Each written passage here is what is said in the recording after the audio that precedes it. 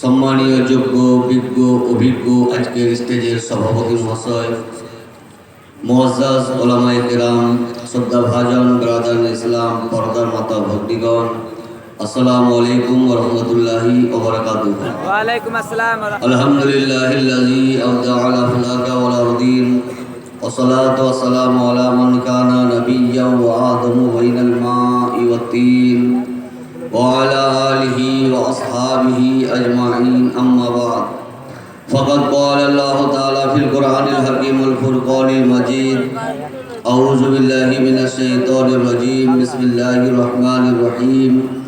আসা আইয়াবাসাকা রাব্বুকা মাকামান মাহমুদা।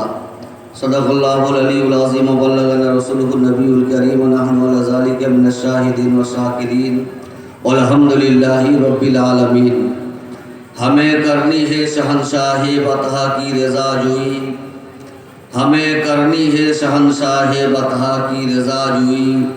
वो अगर हो गए तो रहमत परवरदिगार अपनी। एक बार मोहब्बत सही दरूद पाक पढ़ून। अल्लाहुम्मा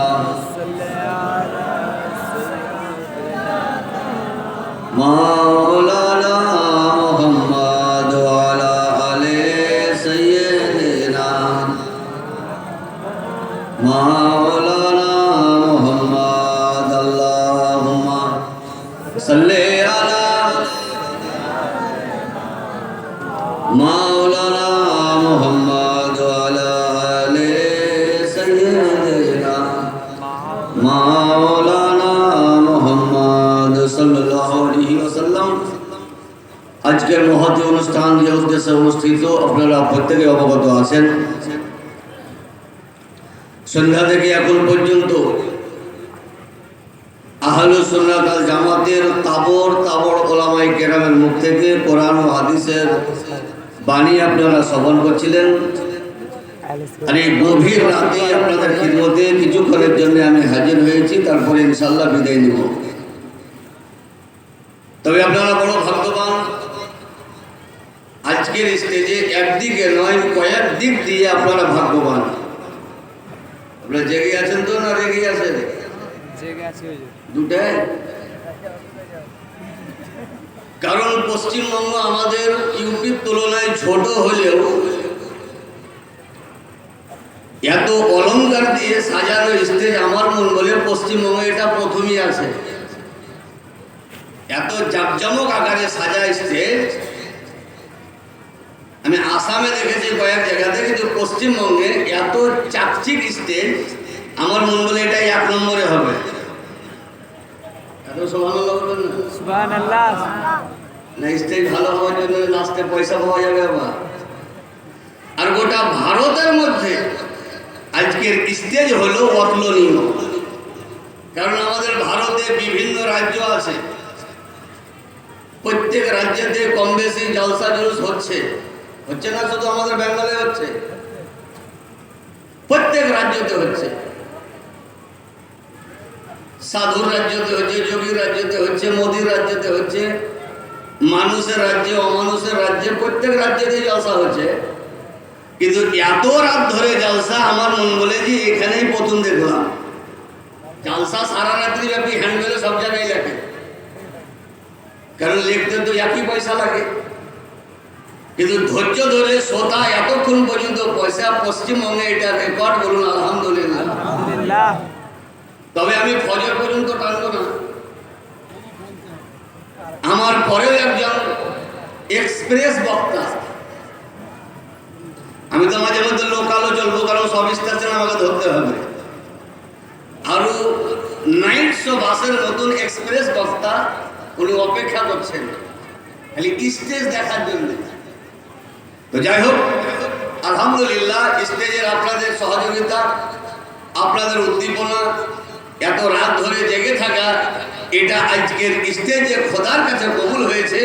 এটা একটা বিশাল দলিল। বলুন সুবহানাল্লাহ। তো আমিও আয়াতে কারিমা তিলাওয়াত করেছি যে আমি স্টেজের ওপরে বক্তব্য দিব।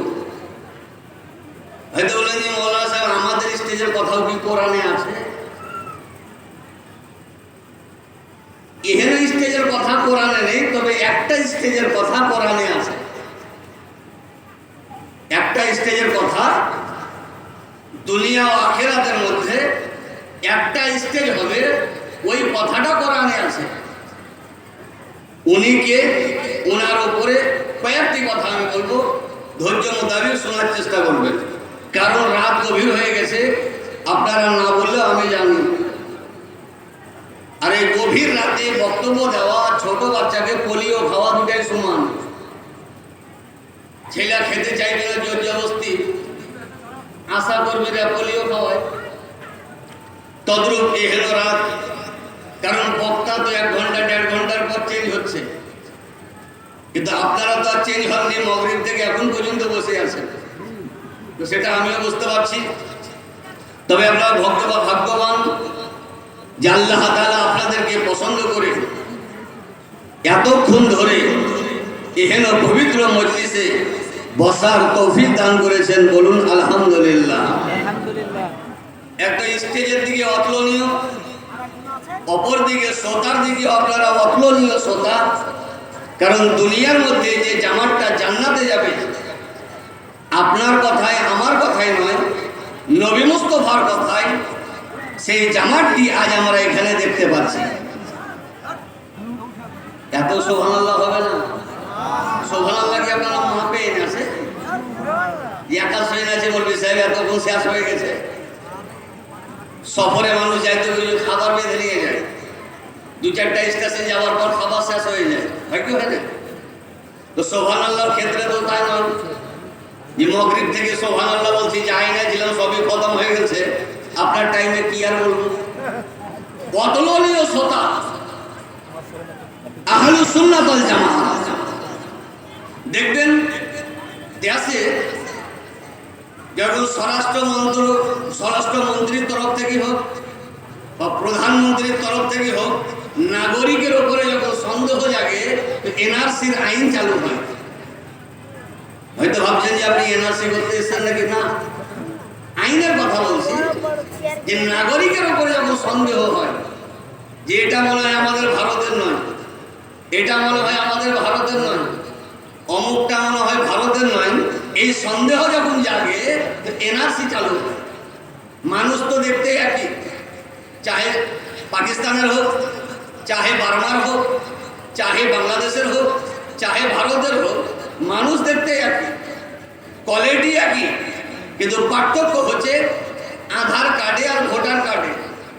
आज दुनियाते टोपी पहनने वाला अनेक আছে, हाजी আরবের খেজুর খানে वाला হাজার হাজার আছে, নামাজি বহুত আছে, মুল্লাজি অনেক আছে, কোরআন পড়ने वाला बहुत আছে, জলসা জুলুস करने वाला কোটি কোটি আছে।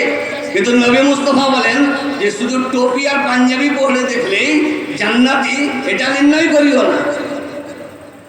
টোপি দেখে জান্নাতি নির্ণয় করা যাবে না।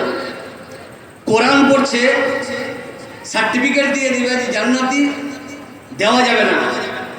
30 বার হজ করেছে, সার্টিফিকেট দেওয়া যাবে যে জান্নাতি, জান্নাতি দেওয়া যাবে না। হে নবী মুস্তাফা, আমল তো অনেকের আছে, তো জান্নাতের সার্টিফিকেট দেওয়া যাবে না। তো নবী বলছেন শুধু আমল দেখলে হবে না, আমলের আগে দেখতে হবে যে নবীর মহব্বত আছে না নেই। আমল হাজার থাকতে পারে, ও দেখে দরকার নেই, প্রথমে যেটা দেখতে হবে তার নাম হলো নবীর মহব্বত আছে না নেই। যেমন একটা মানুষ ওর নামাজ কাজা নেই, কি খরা কি বর্ষা কি শীতের রাত, নামাজ কাজা নেই, কিন্তু যদি বিনা ওজুতে নামাজ পড়ে চলবে? চলবে না। আপনি নামাজে 1 ঘন্টা টাইম ব্যয় করেন, কিন্তু ওজুতে যদি আপনি 2 মিনিট টাইম ব্যয় না করেন, তো শরীয়ত বলছে তোমার নামাজ কার্যকারী হবে না। তো নামাজকে ফলপ্রসূ করতে গেলে ওযু কম্পালসারি, তো সমস্ত ইবাদতকে ফলপ্রসূ করতে গেলে নবীর মহব্বত কম্পালসারি। নারে তাকবীর, আল্লাহু আকবার, নারে রিসালাত, ইয়া রাসূলুল্লাহ। হাদিসের মধ্যে বিখ্যাত হাদিস, আজ এমন টেকনোলজি জামানা আপনারা আমরা দেখতে পাচ্ছি, টেকনোলজি জামানা যে মাদ্রাসায় 2 দিনও যায়নি। হযরত আল্লাহ মাওলানা মুফতি আবু তাহের সাহেবের কাছে 1 দিনও বসেনি, 11,000 টাকায় মোবাইল কিনেছে, 2 দিন নেট চালাইছে, তো সব থেকে বড় আলেম। ওই জন্য ऐसा होता है। প্রথম জামানাতে আমরা জানতাম যে একটা মুরগি ডিম পাড়ে, তারপরে অনেকদিন ওর উপরে ভুসা মাজা করে, তারপরে বাচ্চা হয়। কিন্তু এখন টেকনোলজি জামানাতে আমাদেরকে দেখিয়ে দিল যে 1 ঘন্টার মধ্যে ডিমও পাওয়া যায়, 1 ঘন্টার মধ্যে বাচ্চাও পাওয়া যায়। কোন কোম্পানি? বুঝেছি, পোল্ট্রি কোম্পানি। পোল্ট্রি তৈরি হয়েছে ওটাও মেশিনে, ডিম তৈরি হয়েছে ওটাও মেশিনে, আর বাচ্চা ওটাও মেশিনে। টাইম লাগে না। তদ্রুপ এখন পোল্ট্রি মুরগি জামাতের মতন কিছু টেকনোলজি ছেলে, নিউ জেনারেশন মোবাইল কিনেছে, তো মনে হচ্ছে যে টিকটিকি পাড়ার সাইফুল হাদিস। আপনি 13 বছর আলেমের কাছে বসে কিছু শিখতে পারেননি, কিন্তু 2 দিন মোবাইল টিপি ও বুখারীও বুঝে গেছে। যার মানে ওর যে ইমানটা ছিল ও মোবাইলের সঙ্গে সম্পর্ক করে বাতিল কিছু ভণ্ড আলেমের বক্তব্য শুনে নিজের আমল ও ইমানটাকে নষ্ট করে দিয়েছে। কারণ কোনটা সত্য কোনটা মিথ্যা ও তো জানে না। কারণ ও যে মৌলবীর পাগড়ি মজবুত দেখছে, ওই মৌলবীকে ভাবছে যে ই জান্নাতি। আজ দুনিয়াতে ফেরাউন থেকে নিয়ে আবু জাহেল পর্যন্ত, আবু জাহেল থেকে নিয়ে ভালো ইমানদার জান্নাতি পর্যন্ত প্রত্যেকের নেটে বক্তব্য ছাড়া আছে।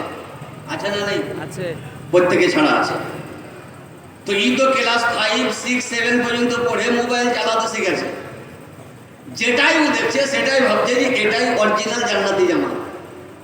কারণ অনেকদিন আগে একটা মানুষ নতুন মুরিদ হয়েছে, নতুন মুরিদ, একটা আলেমের কাছে জিজ্ঞাসা করেছে যে আমি তো মুরিদ হয়েছি, তো পীর সাহেবের সঙ্গে সাক্ষাৎ করবো, তো কিছু কি দিতে হয়? তাহলে বলে যে পীর সাহেবের সঙ্গে সাক্ষাৎ করলে নাজরানা লাগে। তো নাজরানা কাকে বলে তা তো জানে না। বুঝে আমাকে বাংলাতে বলেন কি লাগে। তো যে বাজারের মধ্যে যেটা উন্নত মানের জিনিস ওইটা পীর সাহেবকে দিবে। এই বেচারা বিবির কাছে টাকা নিয়ে বাজারে ঢুকবে, তার আগে সবজি মার্কেটে ঢুকছে, তো দেখছে চকচক করছে কিছু সুখসাগর পেঁয়াজ। কি পেঁয়াজ আপনাদের দিকে পাওয়া যায়? পাওয়া যায়। চকচক করে কি করে না? মনে হচ্ছে যে জান্নাতি ফল, চকচক করছে, নতুন উঠেছে। তো বলছে যে 2 কেজি ভরি দাও। 2 কেজি ভরাছে, ওকে প্যাক করালছে, বলে যে থুবড়া খাওয়াতে যাবে, পীর সাহেবকে দিয়েছে। পীর সাহেব ভাবছে যে নতুন মুরিদ, এই মোটা কিছু দিয়েছে হয়তো, ফজরের নামাজের পর খুলছে, তো 2 কেজি সুখসাগর পেঁয়াজ। তোর বিবিকে বলছে যে বিবি শোনো, মুরিদ তো অনেক করলাম, কিন্তু আজ একটা হুসবুটা মুরিদের পরিচয় দেখো, যে বাজারের মধ্যে সুখসাগর পেঁয়াজ ওকে ভালো লেগেছে, তা আমার কাছে হাজির করেছে।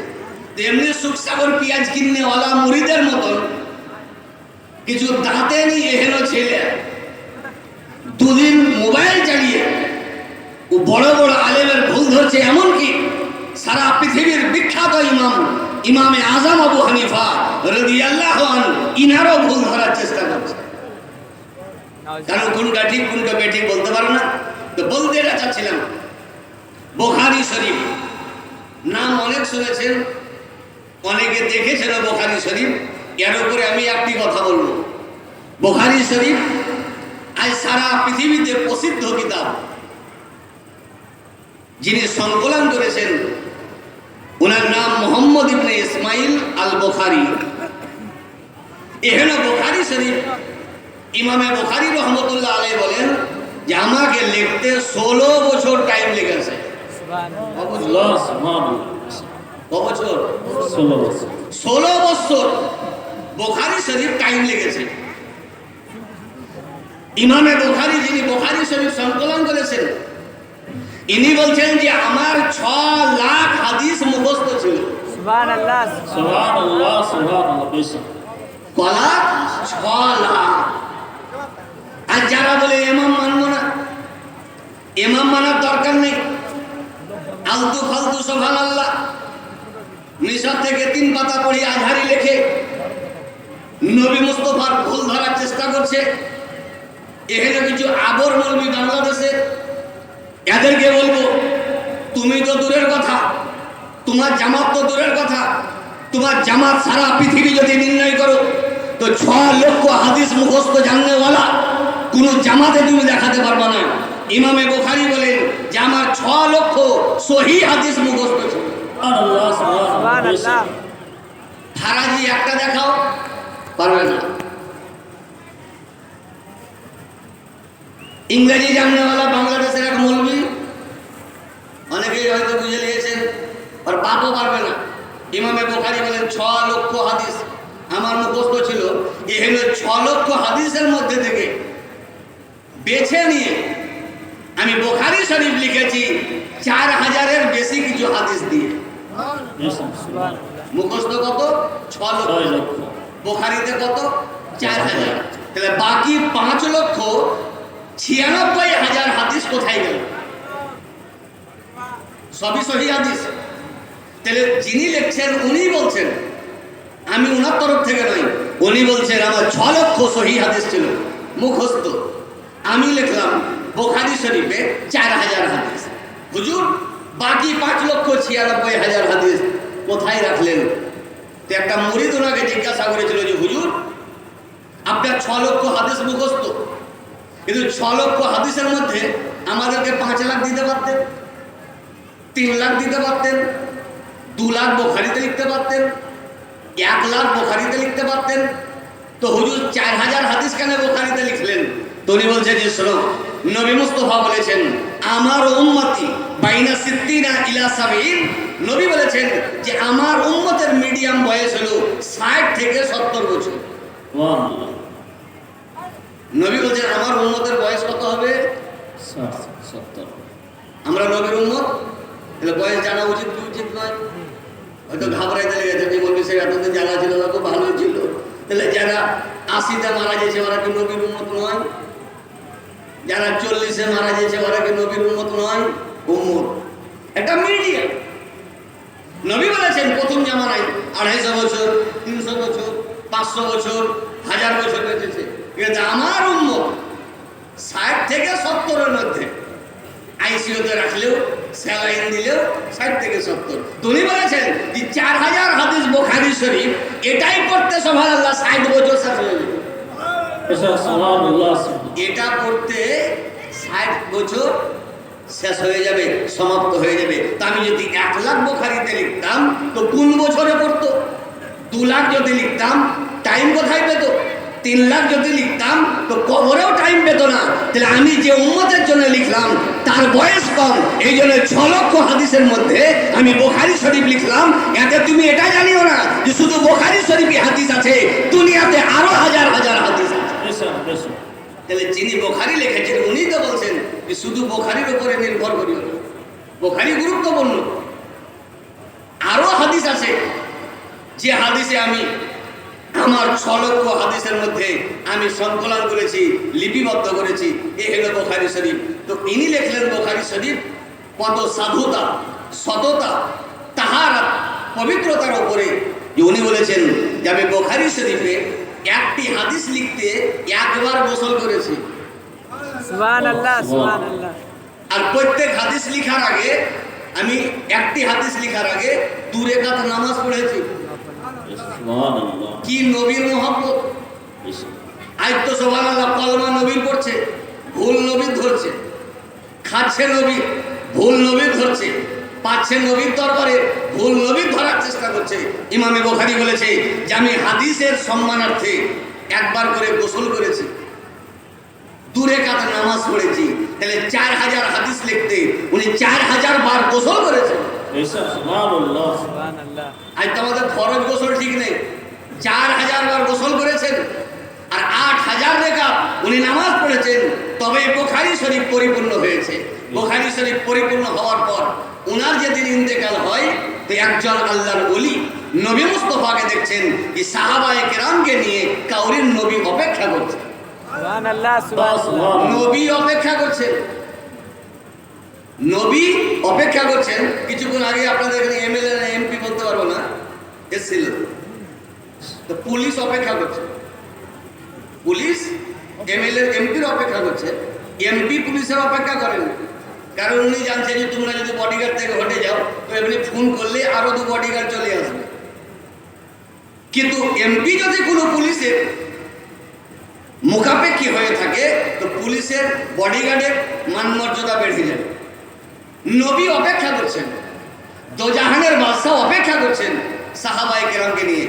একজন আল্লাহর ওলি বলছেন, ইয়া রাসূলুল্লাহ লিমান তানতাজিরু, হুজুর কার অপেক্ষা করছেন? এই জায়গাতে কার অপেক্ষা করছেন? তো নবী বলছেন, আনা আনতাজিরু মুহাম্মদ ইবনে ইসমাঈল আল বুখারী, আমি মুহাম্মদ ইবনে ইসমাঈল বুখারীর অপেক্ষা করছি। আল্লাহ সুবহানাল্লাহ। ঘটনা কি হলো?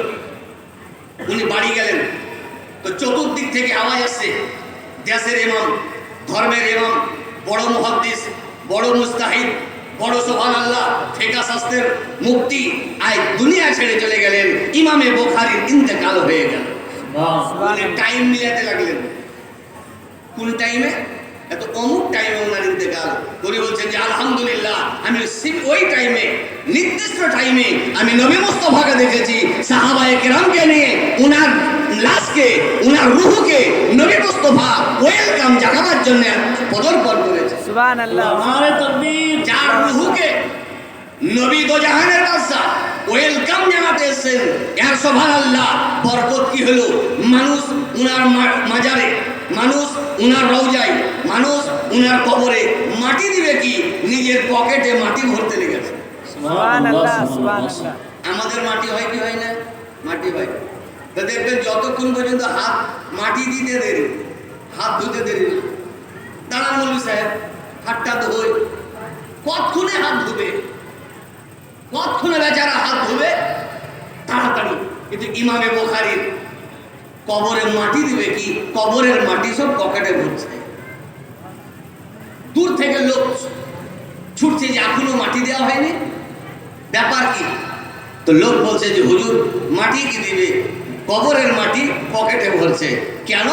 তো বলছেন ফাহা মিন হুফরাতিহি রায়হাতুন তাইয়্যিবা, ওনার কবর থেকে মৃগ নাবির খুশবু, সুবহানাল্লাহ, খুশবু পাচ্ছি।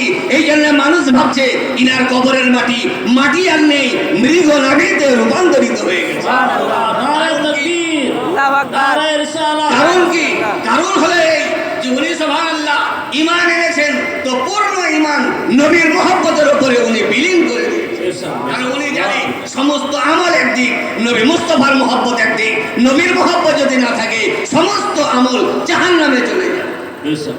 এহেন বুখারী শরীফ, যে হাদিসটা আমি পড়তে যাচ্ছি বুখারী শরীফে কয়েক জায়গাতে উনি লিপিবদ্ধ করেছেন। নবী মুস্তাফা হাওয়াযিন যুদ্ধের পর কাফেরের কিছু মাল সাহাবীদের মধ্যে বন্টন করছে। খুব ভালোভাবে বোঝার চেষ্টা করবেন। হয়তো বলে সাহেব গভীর রাতে আপনি বলছিলেন ব্রেনে ঢুকছিল না, ব্রেনে না ঢুকলে পকেটে রাখেন, সকালে কাজ দিবে। কারণ গভীর রাত বটে, তবে মহব্বতের আজকের স্টেজ। মাল বন্টন করছেন নবী, সাহাবী নিচ্ছেন, দোজাহানের বাদশার তরফ থেকে সুবহানাল্লাহ তৌফা। একটা বেয়াদব, মাদার জাত বেয়াদব, মানে মার পেট থেকেই বেয়াদব, দাঁড়িয়ে গিয়ে নবীকে সম্বোধন করে বলছে, এ দিল ইয়া রাসূলুল্লাহ। কথাটাকে বিশ্লেষণ করুন। ওই লোকটা বলছে এ আল্লাহর রাসূল, অপরদিকে কি বলছে? এ দিল, ইনসাফ করো। রাসূল স্বীকার করছে, অথচ নবীর ইনসাফ স্বীকার করছে না। রাসূল স্বীকার করছে, নবীর সততা স্বীকার করছে না। রাসূল স্বীকার করছে, নবীর ক্ষমতা স্বীকার করছে না। আজ কিছু জামাত ওয়ারি তৈরি হয়েছে দুনিয়াতে, যারা সুবহানাল্লাহ নবীকে নবী তো মানে, নবীর গুণ ইলমে গায়েব জাননেওয়ালা এটা স্বীকার করে না। নবীকে নবী তো মানে, নবী হাজির নাজির এটা স্বীকার করে না। নবীকে তো নবী মানে, নবী গায়েবের সংবাদদাতা এটা স্বীকার করে না।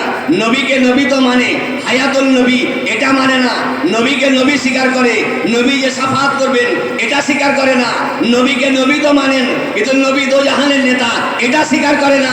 তো জানতে হবে নবীর জামানাতে এর ওস্তাদ নবীকে অস্বীকার করেছিল, এই জামানাতে ওর কিছু চেলা এখন নবীর গুণকে অস্বীকার করছে। পার্থক্য হলে ওস্তাদ নবীর জামানাতে করেছিল আর আর কিছু চেলা এখন নবীর জামানা পাইনি, আমাদের জামানাতে নবীর গুণকে অস্বীকার করছে। এ দিল ইয়া মোহাম্মদ যদি বলতো তো ঠিক ছিল, যে নবীকেও মানে না, নবীর সততাকেও মানে না, কিন্তু হাদিসে এ দিল ইয়া মোহাম্মদ নেই, এ দিল ইয়া রাসূলুল্লাহ, এ আল্লাহ রসুল। কারণ ও যখন আল্লাহ রসুল বলবে তো মানুষ ভাববে যে নবীকে মানে, নবীকে মানে। এ যখন নবীকে মানে মানুষের ভিতরে ও ঢুকে যাবে তো অটোমেটিক ঈমান চুরি করতে লাগবে। এই জন্য বলেছিল এ দিল ইয়া রাসূলুল্লাহ, এ আল্লাহ রসুল ইনসাফের সহিত ভাগ করো। যেমনই বলা বিখ্যাত সাহাবী হযরত ওমর ফারুক কাফেরের বিরুদ্ধে 24 ঘন্টা এমার্জেন্সি তালোয়ার ওনার লটকিতে থাকতো, এমার্জেন্সি তালোয়ার।